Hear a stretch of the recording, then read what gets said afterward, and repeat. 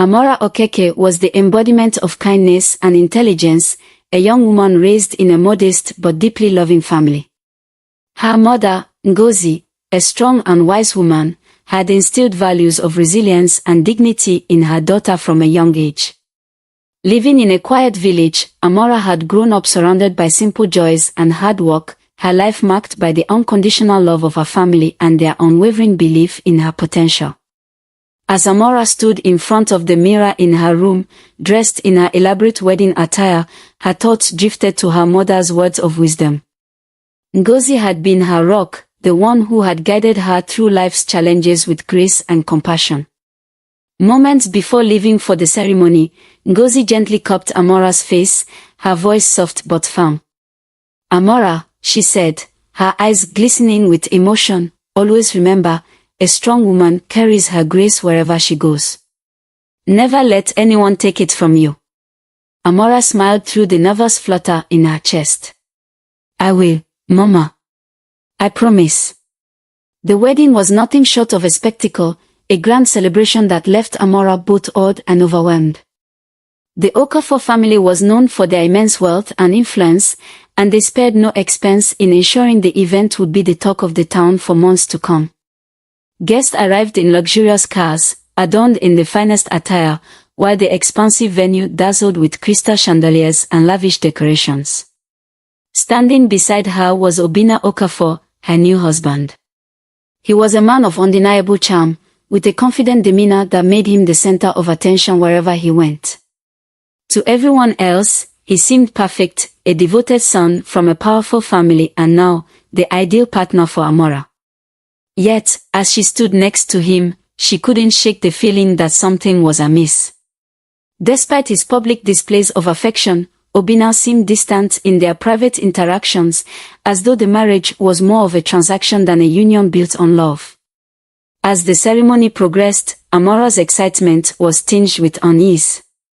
The weight of the new world she was stepping into felt heavier with every passing moment.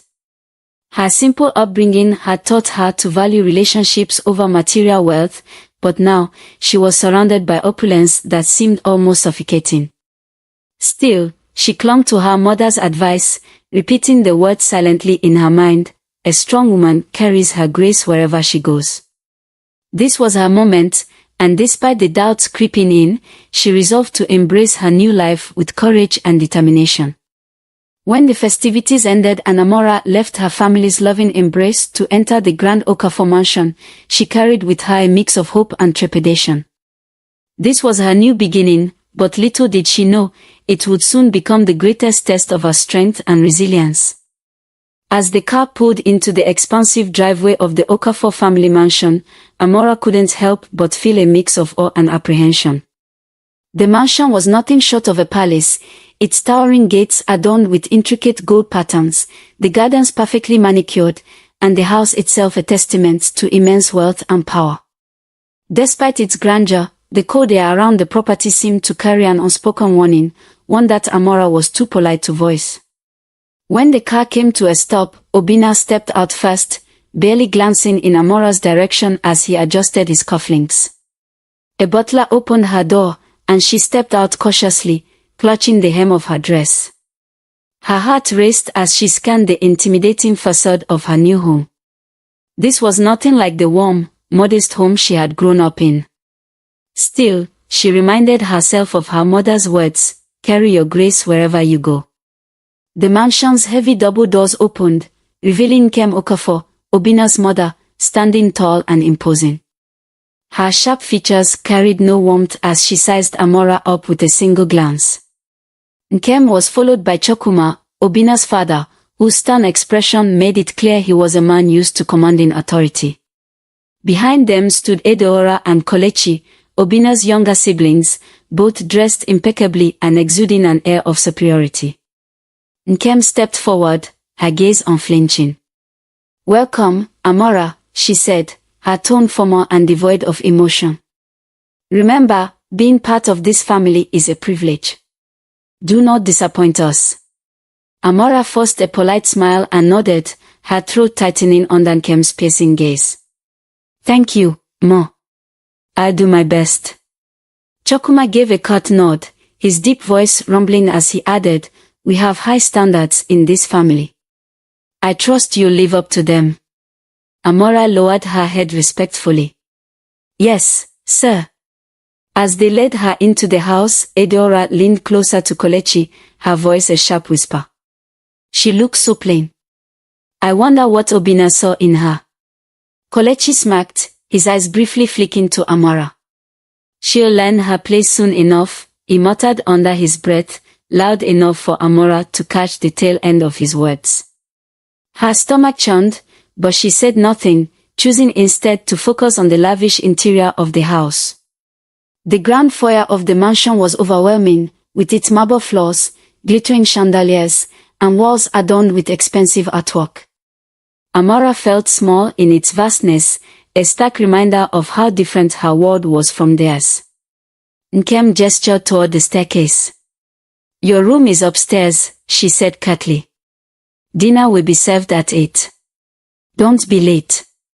"Of course, Ma," Amora replied softly, her voice steady despite the growing unease in her chest. As she ascended the staircase, she felt the weight of their stares following her. It wasn't admiration or curiosity, it was scrutiny, as though they were assessing her worth and finding her lacking. Once inside her new room, she closed the door and took a deep breath, trying to calm her racing heart. The room was beautiful, furnished with elegant decor that screamed wealth, but it didn't feel like home. It felt like a gilded cage. Amora sat on the edge of the bed, replaying the events of the day in her mind. The whispers, the cold stares, the veiled warnings, they all painted a picture of a family that had no intention of making her feel welcome. Yet, she clung to the hope that things might improve, that she could find a way to belong in this new world.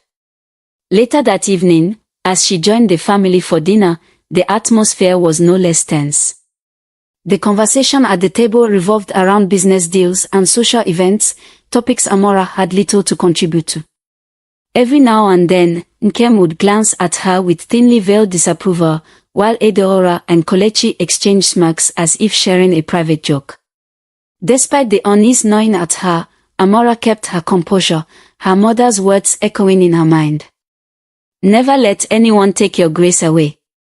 She resolved to remain positive, to adapt to her new life, and to prove that she was strong enough to stand tall in the face of their judgment. But deep down, she couldn't shake the feeling that this family, with all its wealth and power, was hiding something far more sinister behind its perfect facade. Amora sat on the edge of the luxurious bed in her new room, her hands trembling as she adjusted the folds of her dress. The room was silent except for the faint ticking of a clock on the wall, each sound echoing loudly in her ears.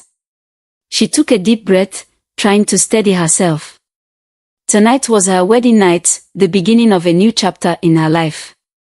Despite the unease she had felt since arriving at the Okafor mansion, she was determined to make this work. "This is my new beginning," she whispered to herself, her voice barely audible. "I will make it work, no matter how hard it seems." The ornate room, with its rich furnishings and intricate decor, felt suffocating rather than comforting. Amora tried to shake off the feeling of dread creeping into her heart. She wanted to believe that her initial discomfort was just part of adjusting to a new life, but the lingering unease refused to leave her. Suddenly, a soft knock on the door broke the silence. She turned, startled. "Come in," she said hesitantly, smoothing her dress as the door creaked open. To her surprise, Edeora and Kelechi stepped into the room, their faces wearing smiles that didn't quite reach their eyes. "Good evening, Amora," Edeora said, her tone overly sweet. "We thought we'd come and welcome you properly." Amora managed a small smile, though her nerves were now on edge. "Thank you," she replied cautiously. "But it's late, and I was just about to rest." Kelechi chuckled, his gaze cold as it lingered on her. "Oh, come on, Amora. You can't go to bed without a proper welcome from the family. That wouldn't be polite." Before Amora could respond, the door opened wider, and Nkem and Chokuma entered the room. Amora's unease deepened as she saw the stern expressions on their faces. This was no ordinary visit. "Why are you all here?"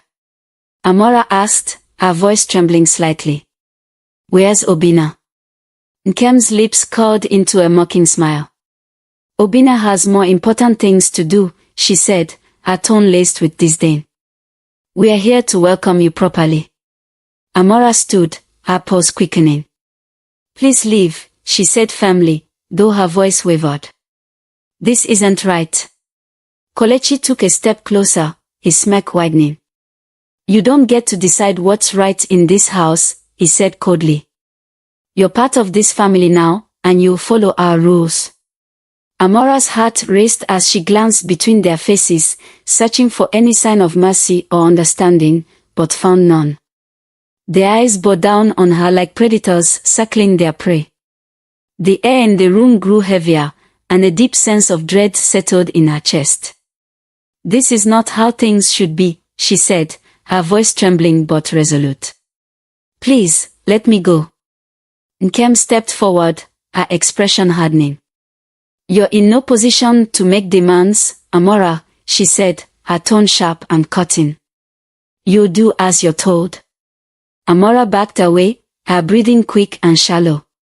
"I don't understand what you want from me," she said, desperation creeping into her voice. "This isn't right." Chukwuma's deep voice cut through the tension like a blade.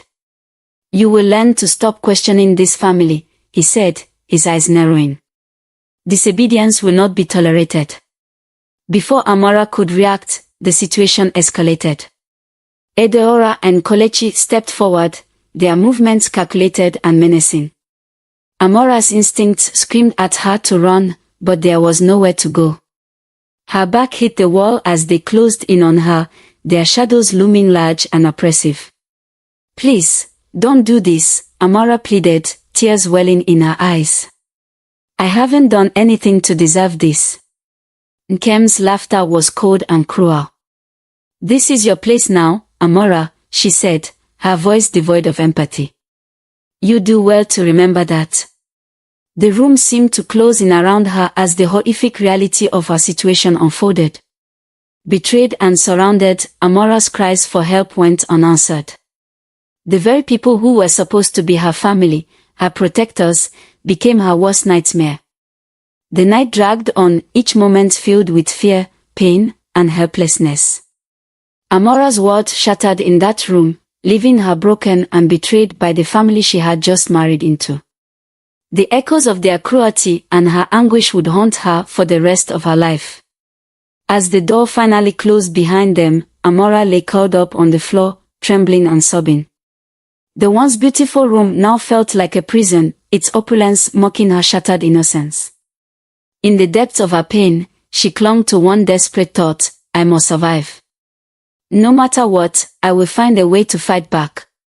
The morning sunlight streamed through the windows of the Okafor mansion, but for Amora, the new day felt heavy and suffocating. She sat on the edge of her bed, her body still trembling from the horrors of the previous night. Her once bright eyes were now filled with pain and confusion, and her mind raced with unanswered questions. How could they do this to her?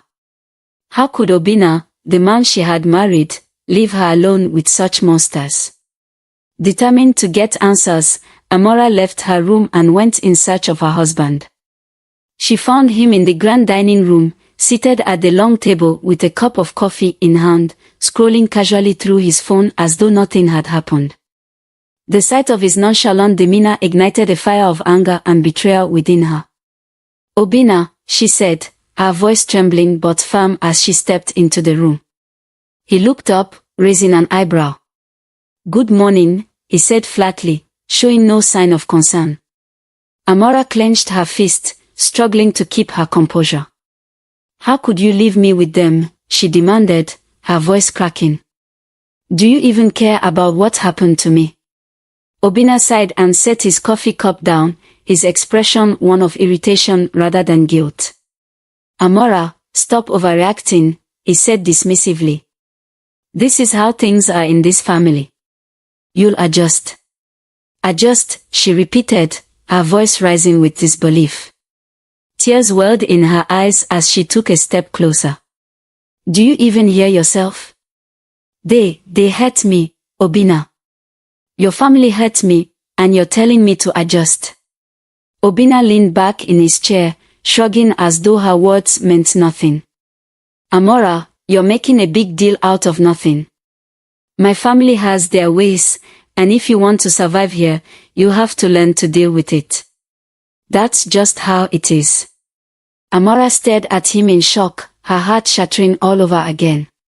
The man she had trusted, the man she had hoped would stand by her, was not only indifferent but complicit in her suffering. She felt a wave of nausea wash over her as she realized how deeply she had been betrayed. Without another word, she turned and walked out of the dining room, her mind swirling with thoughts. She wanted to scream, to cry, to run back to her mother's arms and tell her everything. But as much as she longed for her mother's comfort, fear held her back. She knew the power the Okafor family wielded and how easily they could crush her and her loved ones if she dared to speak out. Amora sat in her room, staring out the window as tears streamed down her face. Her mother's face flashed in her mind, Ngozi, who had always been her source of strength and guidance. How could she tell her mother what had happened without breaking her heart? And yet, how could she stay silent and let this family's cruelty go unchecked? How do I tell Mama about this without breaking her heart? But how do I stay silent? She thought, her chest tightening with the weight of her dilemma. The day dragged on, each moment more suffocating than the last. Amora avoided the Okafor family, unable to bear their presence, and spent most of her time locked in her room. Every sound in the hallway made her flinch, her body tense with fear and anger. She felt trapped, not just in the mansion but in a web of power and silence that seemed impossible to escape. As night fell, Amora sat by the window, staring at the moonlit sky and clutching the locket her mother had given her on her wedding day. The familiar words echoed in her mind, "Carry your grace wherever you go." But how could she carry grace in a place that sought to strip her of her dignity and humanity? For the first time, a new thought began to take shape in her mind. If she couldn't confide in her mother yet, perhaps there was someone else who could help her. Someone outside the Okafor family's grasp. The idea gave her a glimmer of hope, a faint light in the darkness that surrounded her. I will find a way out of this, she thought, her tears drying as a spark of determination lit within her. I won't let them break me. Amora paced nervously in her room, her heart pounding as she clutched her phone. She had debated all night about what to do, and now, in the quiet of the early morning, she knew she couldn't bear this burden alone. Her mother couldn't know, Ngozi's heart would break under the weight of such a revelation. But there was someone she could trust. Someone who had always been there for her, even if life had taken them in different directions. She dialed the number with trembling hands. The phone rang twice before a familiar voice answered, warm and full of concern. Amora. It's been so long. How are you?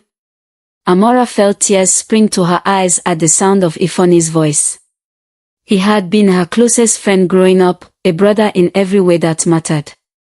She hadn't spoken to him in months, but she knew she could trust him.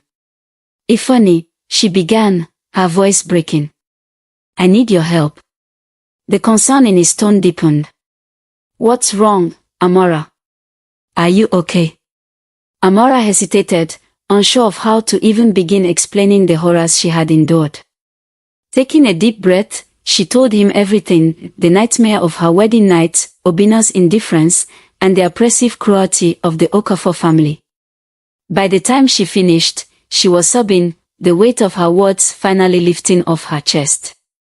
There was a long pause on the other end of the line, and then Ifeanyi spoke, his voice filled with controlled anger.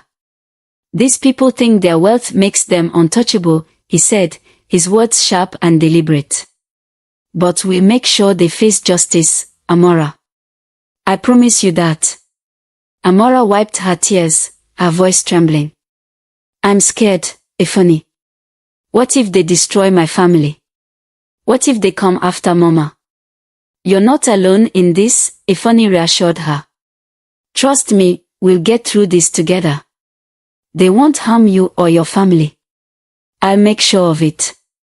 For the first time in days, Amora felt a glimmer of hope. Ifeanyi's unwavering support gave her the strength to face what was ahead. They agreed to meet in secret to discuss their plan, knowing the Okafor's reach extended far beyond the walls of their mansion. Over the next few weeks, Amora began gathering evidence with Ifeanyi's guidance. She carried a small recorder hidden in her clothing, capturing the veiled threats and insults from Nkem and Chukwuma. She documented every bruise, every insult, and every moment of torment.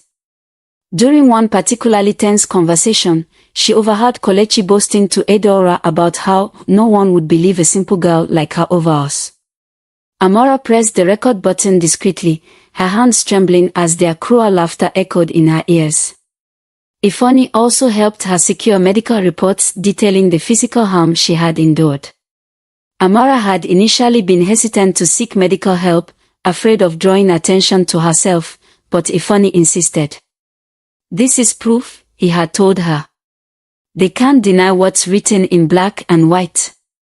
Despite the constant fear of being discovered, Amora's determination grew stronger with each piece of evidence she collected.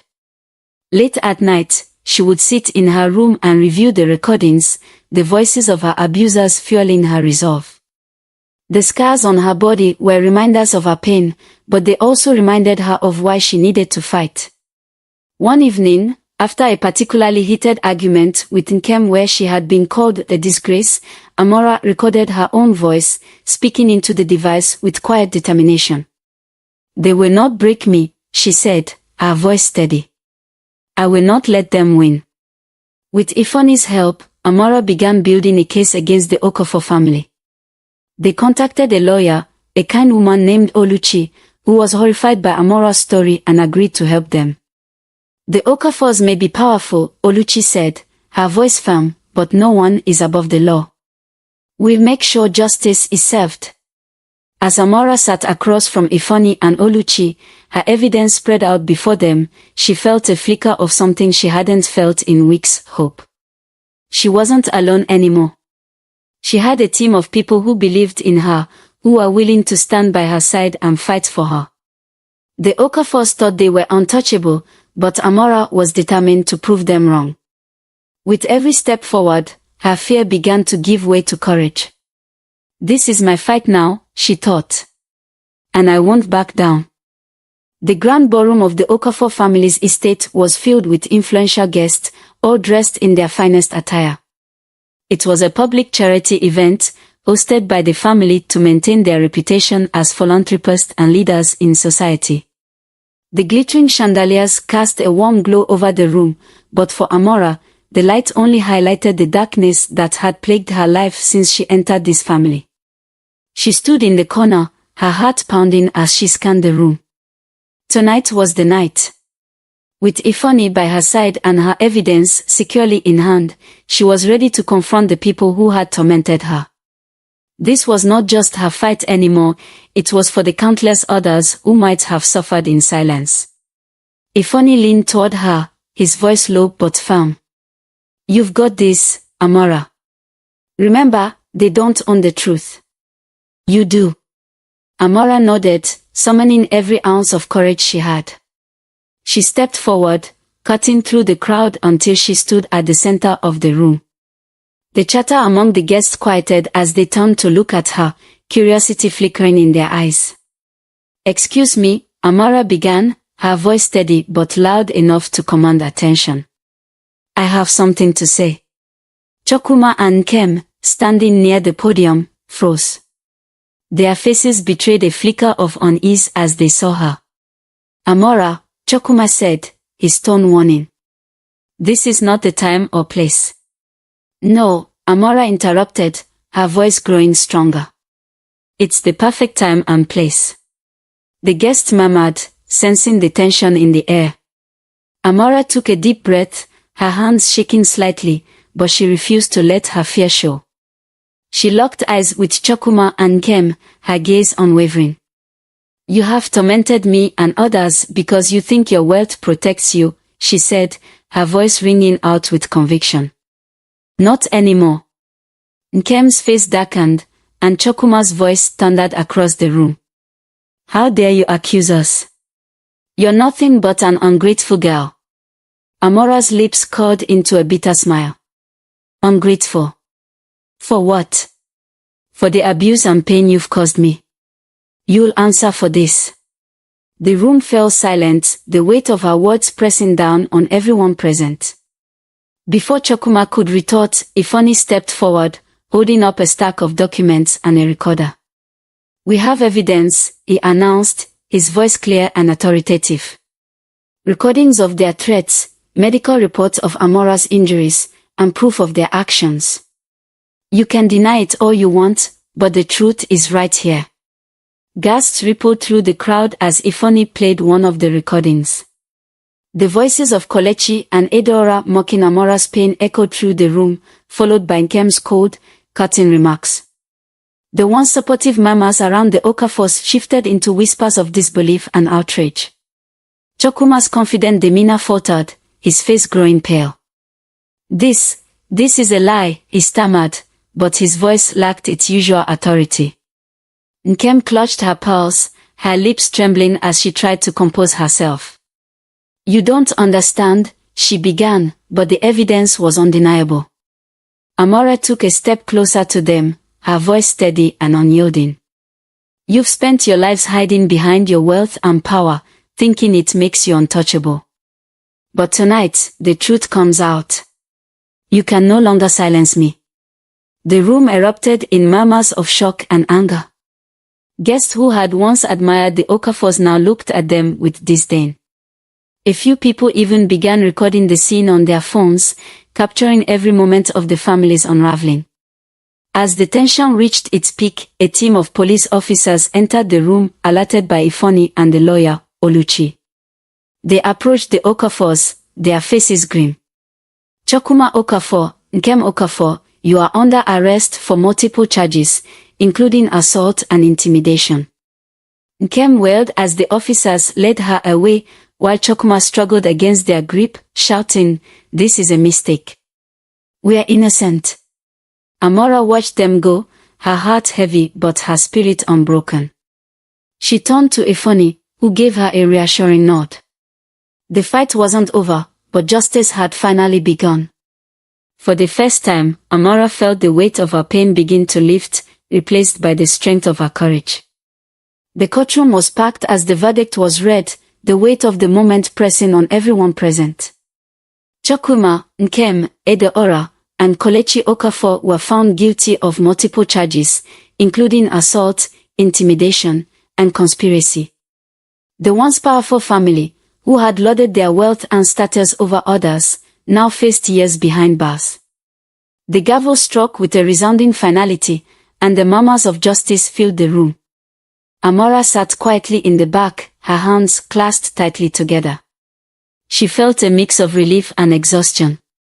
It had been a long and grueling fight, but it was finally over. As the Okafors were escorted out of the courtroom in handcuffs, they avoided her gaze, their expressions a mix of anger and defeat. Amora didn't need to say a word, her silence spoke volumes. They had lost, and she had won. Outside the courthouse, Amora was greeted by her mother, Ngozi, and Ifeanyi. Ngozi embraced her tightly, her eyes brimming with tears. Amora, your strength has saved not just yourself but so many others who might have suffered in silence, she said, her voice trembling with pride. Amora leaned into her mother's comforting embrace. Mama, she replied softly, I couldn't let them win. They needed to be stopped. Ngozi pulled back slightly, placing her hands on Amora's cheeks. You've shown courage beyond anything I could have imagined, she said, her voice filled with admiration. You've made me so proud. Ifeanyi stepped forward, his warm smile reflecting his deep respect for Amora. You've inspired more people than you realize, Amora, he said. Your bravery will echo far beyond this case. Word of Amora's triumph spread quickly, and soon, other victims of abuse began coming forward with their own stories. Her courage became a beacon of hope for those who had once felt voiceless. Women from all walks of life reached out to her, thanking her for her strength and for showing them that it was possible to fight back, no matter how powerful the abuser. As the weeks turned into months, Amora began to rebuild her life. With the unwavering support of her mother and Ifeanyi, she found solace in small moments, walking through her village, reconnecting with old friends, and finding joy in the simple pleasures she had once taken for granted. Amora knew the scars of her ordeal would never fully fade, but they no longer defined her. Instead, they became symbols of her resilience. She was no longer just a victim, she was a survivor, a fighter, and a voice for change. Her story was proof that even in the face of overwhelming odds, justice could prevail. Months after the trial, Amora's story became a catalyst for change. Her courage to stand up against the powerful Okafor family inspired many to break their silence. She was no longer just Amora Okeke, the young woman from a humble village. She had become a symbol of resilience and justice. Invited to speak at public forums, schools, and women's organizations, Amora used her platform to shed light on the realities of abuse. Her story resonated with countless survivors who had felt powerless for too long. She urged them to reclaim their voices and fight back against the systems that allowed such injustices to thrive. During one televised interview, the host asked Amora what motivated her to take on such a daunting battle. She took a deep breath, her expression calm but resolute. "Silence empowers abusers," she said, her voice steady and filled with conviction. "We need to speak up, not just for ourselves but for those who cannot. Change starts when we refuse to let fear control us. I fought for justice, not only for me but for everyone who has suffered in silence." The interview ended with a standing ovation, her words echoing in the heart of many. Amora's story wasn't just about pain, it was about triumph, proving that justice and resilience could prevail against all odds.